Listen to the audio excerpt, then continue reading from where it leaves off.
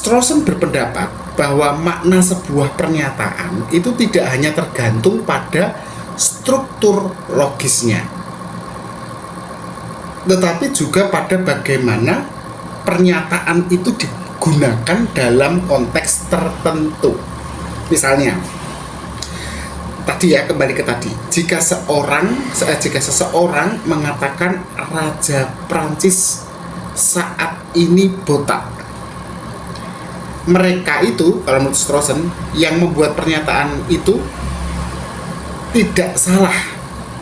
Pernyataan itu tidak salah, melainkan gagal memberikan referensi yang relevan dalam konteks itu. Jadi saya ulangi, menurut Strawson, sebuah pernyataan itu maknanya tidak tergantung pada struktur logis.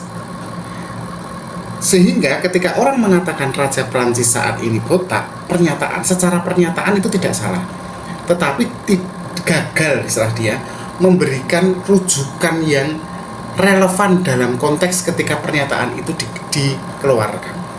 Nah, kritik Strawson terhadap Russell ini akhirnya membuka jalan bagi perkembangan cabang filsafat yang diberi nama pragmatik.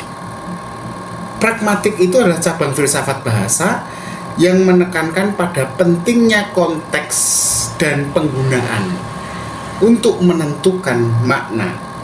Jadi makna itu tidak hanya tergantung pada struktur logisnya, apakah ada rujukan yang sungguh-sungguh ada atau tidak, itu struktur logis, tapi pada konteks dan penggunaannya. Ide-ide Strawson itu, teman-teman, punya dampak yang besar, tidak hanya dalam filsafat, tapi nanti juga akan terasa dalam bidang linguistik dan jelas ya, ilmu komunikasi. Nah, selain filsafat bahasa, Strawson juga dikenal karena punya kontribusi besar dalam bidang metafisika. Nah, itu bisa kita lihat dalam bukunya yang berjudul Individuals, an Essay in Descriptive Metaphysics, yang terbitnya tahun 1959. Nah, dalam buku Individuals, an Essay in Descriptive Metaphysics itu tadi, Strawson memperkenalkan konsep metafisika deskriptif. Apa itu? Metafisika deskriptif adalah sebuah pendekatan yang berusaha untuk menggambarkan struktur dasar pemikiran manusia tentang dunia.